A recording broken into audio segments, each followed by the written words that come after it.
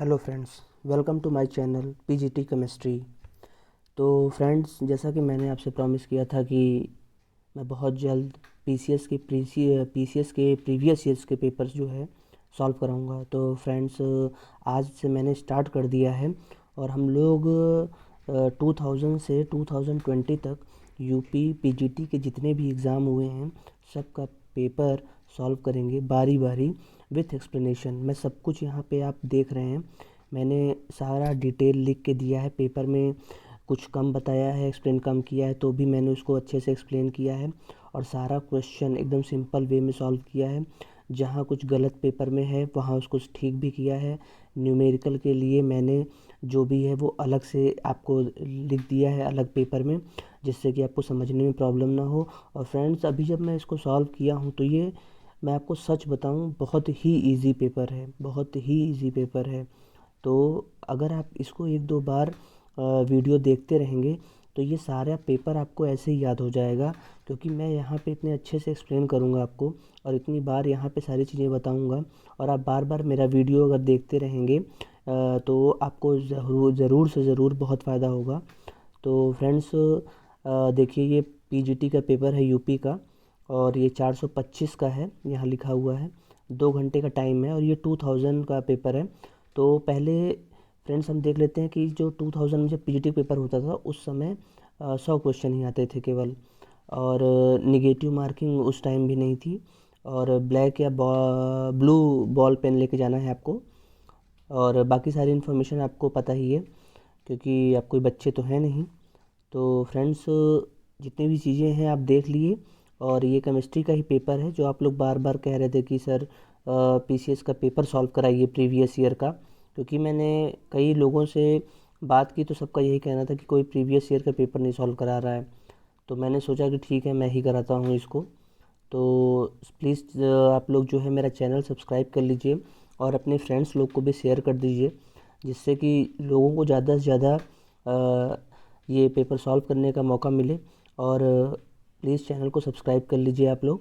और हम अब शुरू करते हैं पहले क्वेश्चन से। तो पहला क्वेश्चन देखिए, पहला क्वेश्चन दिया है, the method used for obtaining highly pure silicon is. तो सिलिकॉन जो होता है उसको ऑब्टेन करने का मेथड पूछा है यहाँ पे। तो सिलिकॉन का यूज़ देखिए हम लोग कहाँ करते हैं, मैंने इसमें लिख भी दिया है कि ये सेमी कंडक्टर इंडस्ट्री में इसका यूज़ होता है। और ऑप्शन में आंसर भी दिया है कि जोन रिफाइनिंग, तो ये बिल्कुल सही आंसर दिया था इसमें। Germanium, silicon and gallium used as semiconductor are refined by zone refining process. तो क्योंकि मैंने पढ़ा तो इसमें पता चला कि सिलिकॉन जो होता है वो केमिकली मेथड से इसको पॉसिबल नहीं है प्योर करना, तो इसलिए हम लोग इसमें जोन रिफाइनिंग का मेथड यूज़ करते हैं, जोन रिफाइनिंग से। तो इसका आंसर हो जाएगा friend zone refining. Next question पे हम चलते हैं। At 25 degree centigrade the highest osmotic pressure is shown by 1 molar solution of. तो इसका आंसर है CaCl2। तो इसका एक बार आप पहले पढ़ लीजिए जो एक्सप्लेन इसमें दिया है। Colligative properties such as osmotic pressure depends directly on the number of molecules ions in the solution. Glucose and urea will remain in molecular form, but CaCl2 and KCl dissociates to give 3 and 2 ions respectively. तो इसलिए मैंने friends इसका मैंने भी जो है solution लिख दिया था नीचे। तो क्योंकि ग्लूकोज और यूरिया जो है वो कोवेलेंट मॉलिक्यूल होते हैं, so they do not undergo ionization. और तो ऑस्मोटिक प्रॉपर्टी जो होती है वो क्या होता है, ऑस्मोटिक प्रेशर वो कॉलिगेटिव प्रॉपर्टी होती है। तो इसका मतलब क्या होता है, ये डिपेंड्स करता है किस पे, नंबर ऑफ सोल्यूट पार्टिकल पे, आयन पे। तो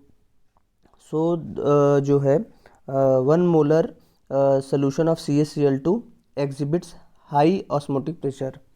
ठीक है फ्रेंड्स, तो ये हो गया आपका दूसरा क्वेश्चन।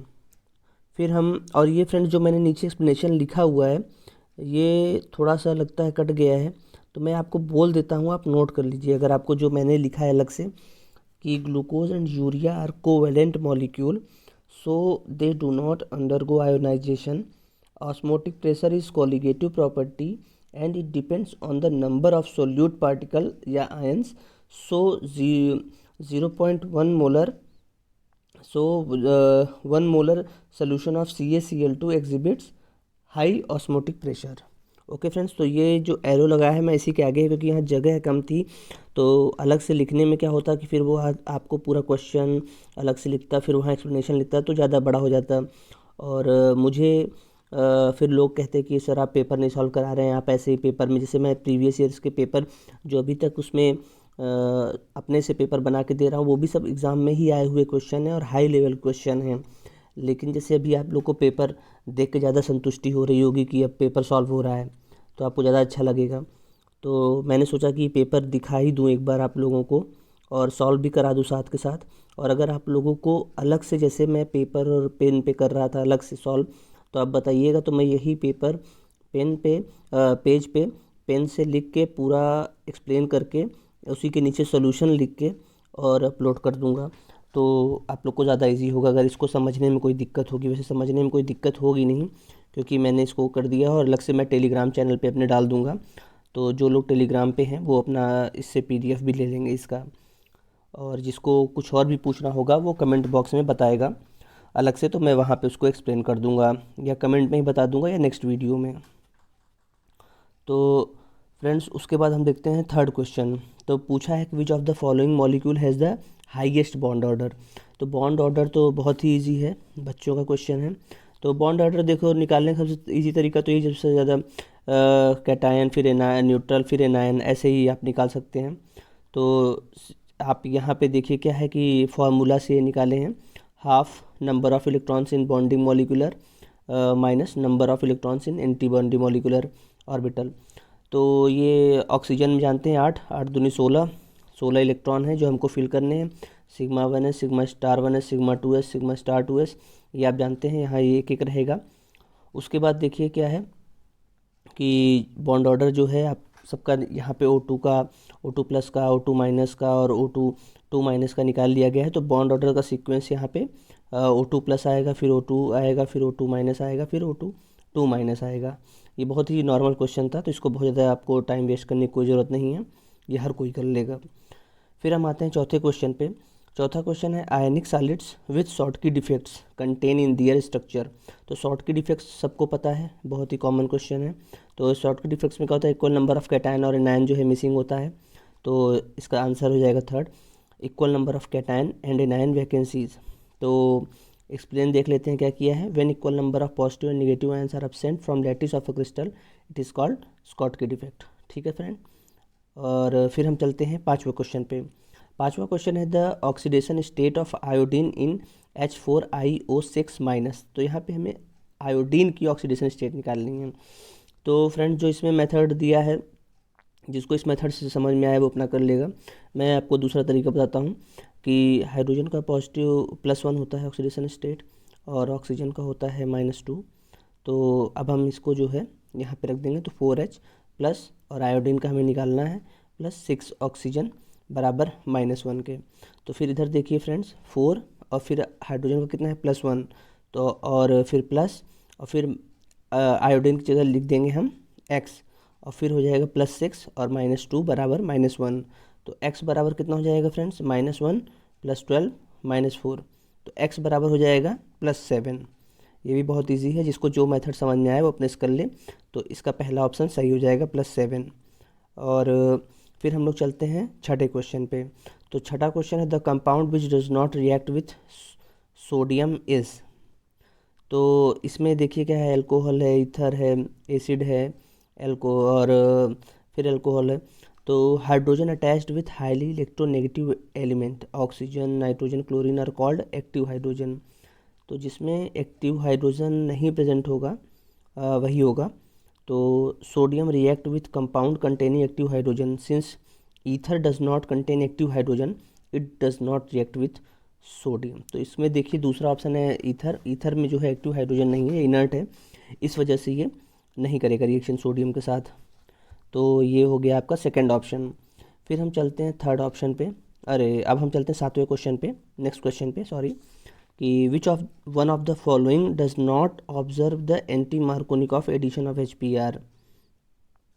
तो मतलब क्या होता है, ये सिमेट्रिकल के लिए नहीं होता है, जैसे जहाँ पे अनसिमेट्रिकल एल्कीन होता है वहाँ पे एंटी मार्कोनिकॉफ रूल काम करता है। तो हम देखते हैं कि ब्यूटीन, जिसका मैंने स्ट्रक्चर भी यहाँ बना दिया है, तो ब्यूटीन क्या है, सिमेट्रिकल है, तो यहाँ पे नहीं लगेगा ये रूल।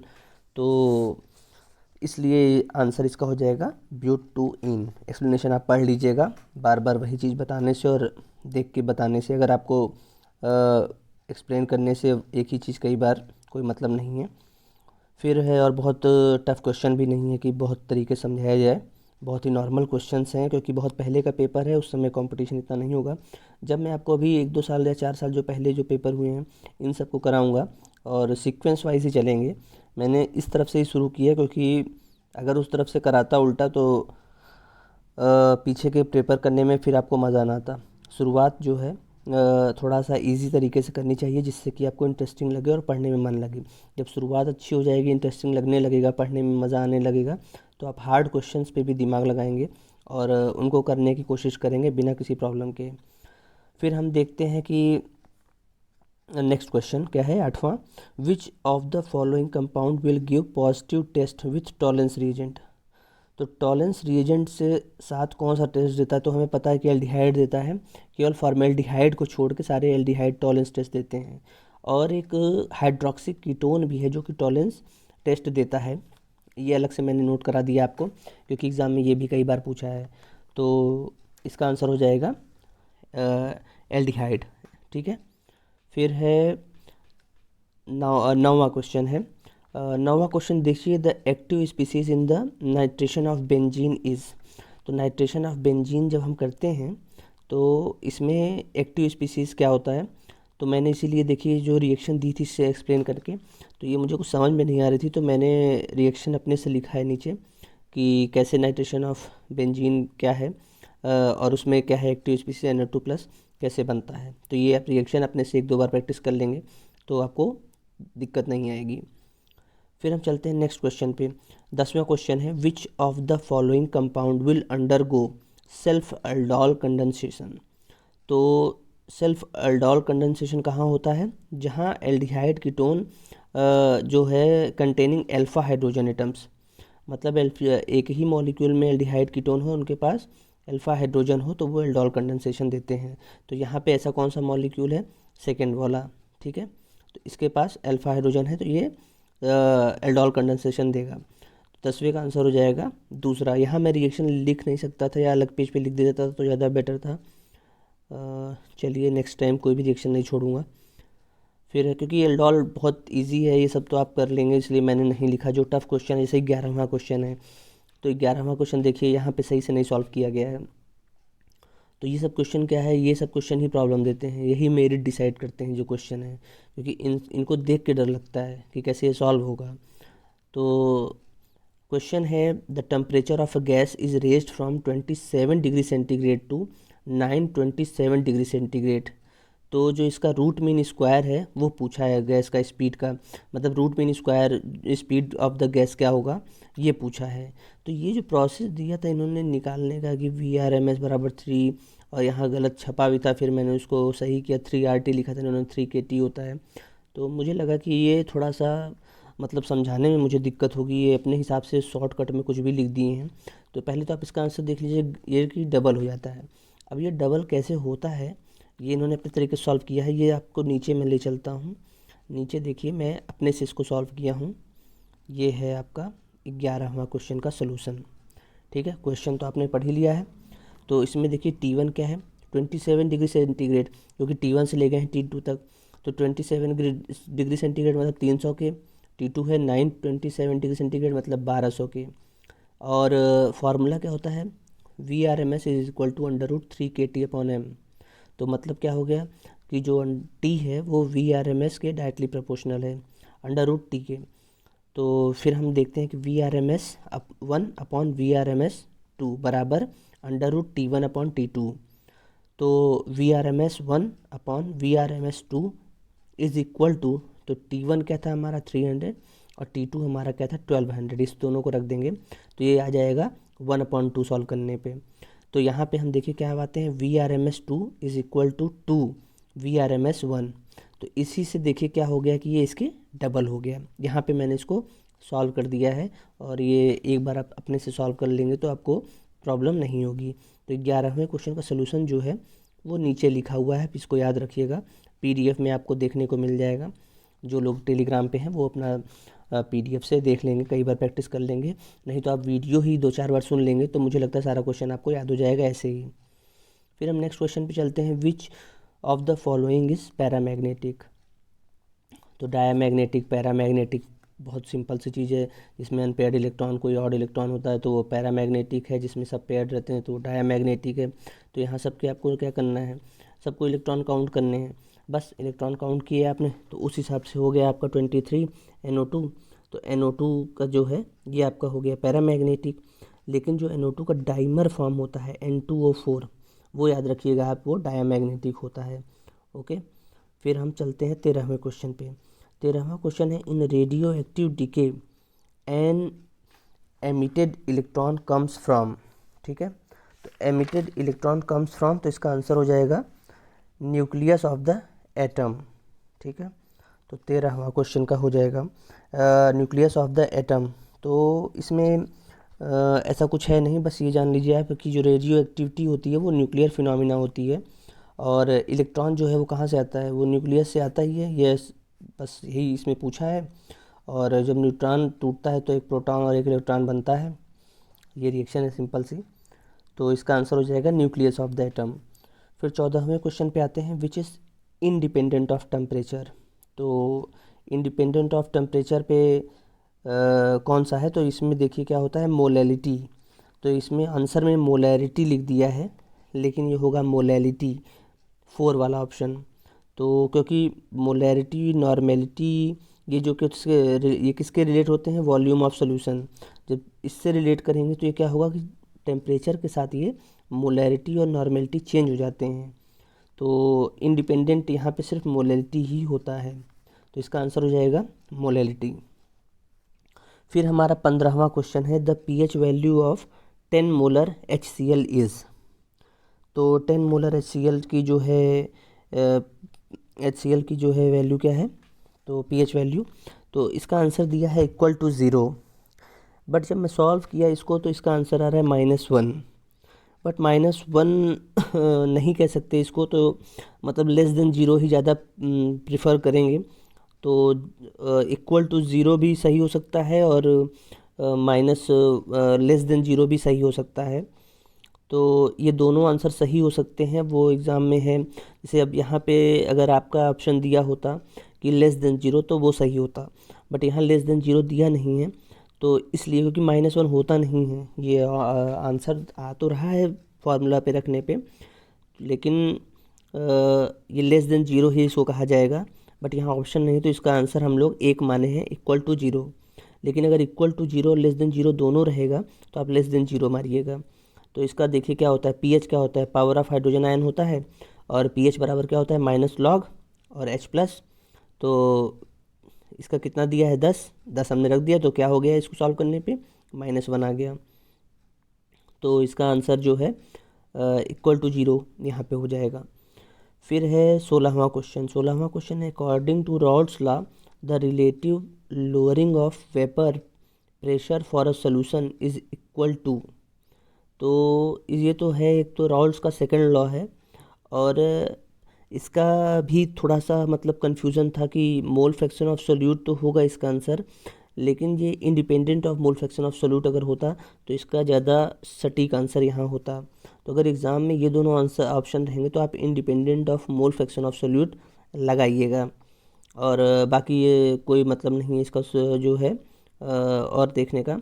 तो आप लोग एक बार इसका एक्सप्लेनेशन पढ़ लीजिएगा, और रॉल्स लॉ अगर आपको हो तो एक बार अपना बुक से देख लीजिएगा क्या है, क्योंकि एग्ज़ाम में क्वेश्चन पूछा है तो दोबारा भी पूछा जा सकता है। तो जितना काम की चीज़ें थी मैंने यहाँ लिख दी हैं और बता दी हैं। अगर इसके अलावा भी आपको कुछ देखना है तो थोड़ा सा आप बताइए, और आपको अगर कोई प्रॉब्लम होता है तो आप कमेंट में मुझे बताइए, तो मैं उसको सॉल्व करूँगा और उस टॉपिक पे वीडियो बनाऊँगा, सब कुछ करूँगा। बट आपका फ़ीडबैक बहुत ज़रूरी है। तो प्लीज़ आप लोग सब्सक्राइब करिए, फीडबैक दीजिए, लाइक करिए। तो मैं ये रात रात भर बैठ के जो वीडियो बना रहा हूँ तो मुझे भी थोड़ा मोटिवेशन मिलेगा। अगर आप लोग मेहनत करेंगे तो, मैं अकेले मेहनत करूँगा तो नहीं चलेगा। एग्ज़ाम मुझे नहीं देना है, एग्ज़ाम आप लोगों को देना है, तो आप लोग भी मेहनत करिए। तो 17वां क्वेश्चन हम देखते हैं, फॉर अ स्पॉन्टेनियस रिएक्शन। तो स्पॉन्टेनियस रिएक्शन क्या होता है, जिसमें डेल्टा जी क्या हो, निगेटिव हो, एनर्जी जो है निकलती है, इसमें सबको पता है। तो क्या होता है, निगेटिव होना चाहिए, delta H minus T delta S must be negative. तो इसका आंसर हो जाएगा 1। ठीक है, तो यहाँ एक्सप्लेनेशन दिया है, for a process to be spontaneous delta G must be negative, ये हमको पता है। फिर है 18वां question, aluminium chloride forms a dimer because aluminium. तो एल्यूमिनियम देखिए नीचे आता है, तो इसका जो है साइज़ थोड़ा सा बड़ा होता है। तो साइज़ बड़ा होने की वजह से ये 4 कोऑर्डिनेशन नंबर तक अडॉप्ट कर सकता है, और ये जो है डाइमर बनाता है। इसका स्ट्रक्चर मैंने यहाँ बना दिया है, आप देखिए, और इसका हायर कोऑर्डिनेशन नंबर की वजह से ये डाइमर बनाता है।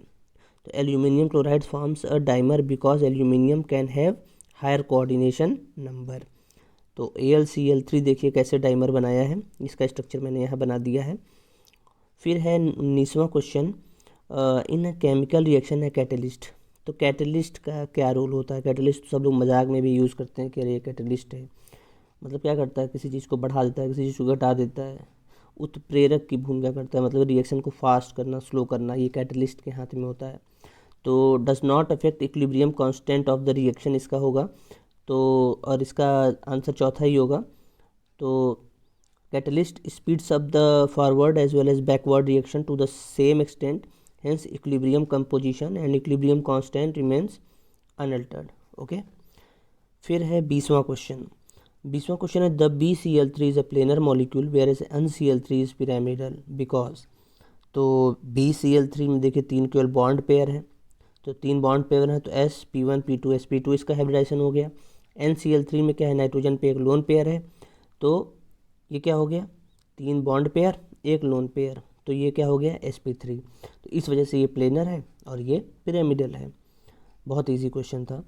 फिर है 21वां question, the alpha D glucose and beta D glucose differs from each other due to. तो D2 का इसका आंसर होगा ड्यू टू कॉन्फ़िगरेशन, क्योंकि जो कार्बन नंबर 1 होता है ना, वहाँ पे इसका जो है पोजीशन चेंज होता है। तो ये कॉन्फ़िगरेशन है जो है एक दूसरे के। तो इसका हम देखो नीचे बना भी दिए हैं आपके लिए स्ट्रक्चर, क्योंकि इसका स्ट्रक्चर ही सबसे मेन है। तो 1 2 3 4 5 और CH2H 1 2 3 4 5।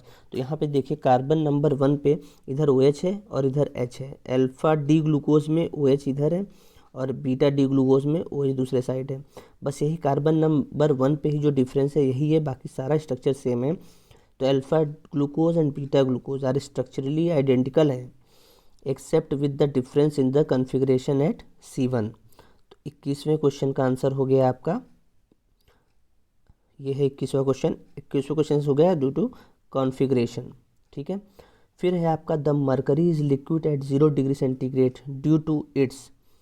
तो मरकरी जो है क्या होता है, इस पे जो है हाई वीक मेटेलिक बॉन्ड होता है और हाई आयोनाइजेशन एनर्जी होती है। ठीक है, तो इस वजह से ये मरकरी जो है 0 डिग्री सेंटीग्रेड पे लिक्विड होती है। तो due to very high ionisation energy of mercury, it is difficult for electrons to participate in metallic bonding. Due to low metallic bonding mercury exist as a liquid at 0 degree centigrade. ठीक है, तो ये हो गया आपका 22वां question. 23वें question तरफ हम आते हैं, the oxide which can not act as reducing agent. तो इसका आंसर होगा CO2। CO2 में क्या है, कार्बन अपने मैक्सिमम ऑक्सीडेशन स्टेट पे है +4 पे। जब +4 ऑक्सीडेशन पे है तो ये क्या होगा, ये जो है अब ऑक्सीडेशन कर नहीं सकता है। जब ऑक्सीडेशन कर नहीं सकता है तो ये क्या हो जाएगा, रिड्यूसिंग एजेंट। तो ये आपने पता ही होगा ना, जो ऑक्सीडेशन नहीं कर सकता, रिड्यूसिंग, जो रिडक्शन वाला होता है वो ऑक्सीडाइजिंग, ऐसा ये दोनों डिफरेंस थोड़ा सा आप देख लीजिएगा किताब में। तो यहाँ पे क्या है, CO2 इसका आंसर हो जाएगा। फिर 24वां क्वेश्चन कि the Bakelite is prepared by the reaction between. तो बेकेलाइट का फॉर्मेशन कैसे होता है? बेकेलाइट का होता है पॉलीमर होता है। तो बेकेलाइट जो है पॉलीमर होता है। Bakelite is condensation polymer of phenol and formaldehyde. तो ये इसका थर्ड ऑप्शन हो जाएगा। तो ये किससे बनता है? फिनॉल से और फॉर्मेल्डिहाइड से। तो बेकेलाइट, एक चीज़ और देख लीजिए, बेसिक यूनिट क्या होती है बेकेलाइट की? नोवोलैक होती है। ये भी एक बार एग्जाम में पूछा गया है, इसलिए मैंने यहाँ पे नोट कर दिया है। मैं इस एग्ज़ाम में जो जो क्वेश्चन आए हैं, इसके अलावा जो भी इम्पोर्टेंट अलग से चीज़ें हैं, मैं उसको वहाँ नोट कर दे रहा हूँ कि अगर इसके अलावा भी आपसे उससे रिलेटेड कुछ भी क्वेश्चन पूछे तो आप बहुत इजीली कर लें। ठीक है फ्रेंड, तो प्लीज़ आप लोग पढ़िए मन लगा के। और फिर हम लोग देखते हैं next question. The volume strength of 1.5 normal H2O2 solution is. तो इसका देखिए इन्होंने एक्सप्लेनेशन नहीं किया था, तो मैंने इसका एक्सप्लेनेशन किया है। तो हम लोग आते हैं नीचे पेज पे, और ये क्वेश्चन नंबर है 25वां। तो 1.5 नॉर्मल H2O2 का पूछा था। तो वॉल्यूम स्ट्रेंथ क्या होता है भाई? वॉल्यूम स्ट्रेंथ होता है 5.6 इंटू एन, और यहाँ पे n कितना दिया है? 1.5। तो 5.6 इंटू 1.5 इज इक्वल टू 8.4। अब देखिए कितना इजी क्वेश्चन था, लेकिन इन्होंने भी इसका एक्सप्लेनेशन नहीं दिया है। मैं आपको एक्सप्लेनेशन दे रहा हूँ। और अब अगर आपने इसको यहाँ सॉल्व कर लिया ना, तो आप एग्ज़ाम में ज़रूर सॉल्व कर लेंगे। और अगर आपको ये नहीं पता होता तो आप कभी नहीं कर पाते। तो मैं आपके साथ इतनी मेहनत कर रहा हूँ, तो आप लोग भी थोड़ा पढ़िए। और इतना आसान सा क्वेश्चन अगर आपसे छूट जाता तो आप पक्का सिलेक्शन से बाहर हो जाते। देखने में ये टफ़ लग रहा है, मैंने भी देखा तो अरे मुझे लगा ये क्या है, लेकिन आप देखिए कितना इजी था। फिर हम नेक्स्ट क्वेश्चन पे आते हैं। विच of the following has the highest dipole moment? तो डाइपोल मोमेंट कैसे है? तो सबसे ज़्यादा किसका डाइपोल मोमेंट है? हम इलेक्ट्रोनेगेटिविटी जिसकी ज़्यादा होती है, डाइपोल मोमेंट उसका ज़्यादा होता है। मतलब ये तो सबको पता ही होगा। तो यहाँ नाइट्रोजन की सबसे ज़्यादा इलेक्ट्रोनेगेटिविटी है। तो नाइट्रोजन के सारे ग्रुप के ही मेंबर हैं ये, नाइट्रोजन, फास्फोरस, आर्सेनिक, एंटीमनी। तो यहाँ देखिए क्या हो रहा है कि इलेक्ट्रोनेगेटिविटी ग्रुप में क्या हो रही है, इनकी डिक्रीज़ हो रही है। तो यहाँ पे क्या है, सबसे ज़्यादा किसकी इलेक्ट्रोनेगेटिविटी है? नाइट्रोजन की। तो सबसे ज़्यादा डाइपोल मोमेंट हो जाएगा NH3 का। और जब इलेक्ट्रोनेगेटिविटी डिक्रीज़ होती है, क्वेश्चन मैंने और देखा था, तो बॉन्ड एंगल भी डिक्रीज़ होता है। एक बार इसका जो है PGT में ही किसी साल में जो है बॉन्ड एंगल पूछ लिया था इन चारों का देके कि सबसे ज़्यादा बॉन्ड एंगल किसका ज़्यादा होगा। तो सेम यही आंसर रहेगा आपका। ठीक है, क्योंकि बॉन्ड एंगल भी ग्रुप में डिक्रीज़ होता है। फिर है 27वां क्वेश्चन, बहुत ईजी क्वेश्चन है। The ion that is iso electronic with CO। Iso electronic मतलब सेम नंबर ऑफ इलेक्ट्रॉन्स। तो कैसे दो हैं जो CO का कितना इलेक्ट्रॉन हो गया? कार्बन 6, ऑक्सीजन 8 बराबर 14। अब यहाँ देखिए CN लिखा था केवल बुक में, मगर ये CN माइनस था। तो CN माइनस में कार्बन 6, नाइट्रोजन 7 और माइनस चार्ज का +1 बराबर 14। तो ये 14 इलेक्ट्रॉन हो गए, तो आंसर हो गया CN माइनस। तो फ्रेंड्स ज़्यादा बड़ा वीडियो ना हो, इसीलिए मैंने सोचा कि 30-30 क्वेश्चन करके ही जो है करेंगे, तो जल्दी से ख़त्म हो जाएगा। मुझे लगता है कि कल मैं इसको पूरा सॉल्व करा दूंगा आपको, सन 2000 का जितना भी पेपर में क्वेश्चन पूछा है। और उसके बाद हम लोग नेक्स्ट पेपर पे चलेंगे PGT का। और चैप्टर वाइज मुझे लगता है कि 10-15 दिन में सारा पेपर ख़त्म हो जाएगा आप लोग का पूरा, या 20 दिन में मान लीजिए मैक्सिमम। क्योंकि मैं सोच रहा हूँ इसके अलावा भी मैं आपको जो पढ़ाने वाला चैप्टर है वो पढ़ाता भी रहूँ, और उसके भी क्वेश्चन चैप्टर वाइज कराता रहूँ। और PCS का पेपर भी मैं सॉल्व कर रहा हूँ केमिस्ट्री का, तो उसको भी मैं पूरा आपको सॉल्व कराऊँगा। और इसी तरीके से लिख के एक्सप्लेन करके जो चीज़ें इसमें नहीं दी हुई हैं या जो गलत दी हुई हैं उनको भी सही करके सब कुछ आपको बताऊंगा। तो फ्रेंड्स प्लीज़ आप मेरे चैनल को सब्सक्राइब करिए, लाइक करिए, शेयर करिए, कमेंट करिए, और फीडबैक अपना ज़रूर दीजिए, जिससे कि मैं अपना इम्प्रूवमेंट कर सकूं। कि आपको कोई प्रॉब्लम हो रही है समझने में, या मैं कुछ गलत बता रहा हूं, तो आप प्लीज़ कमेंट करिए, जिससे कि मैं अपने आप को जो भी गलती कर रहा हूं उसको सुधार सकूं। ओके फ्रेंड्स, तो आज के लिए अभी के लिए इतना ही, और फिर कल मिलते हैं। तब तक के लिए ऑल द बेस्ट।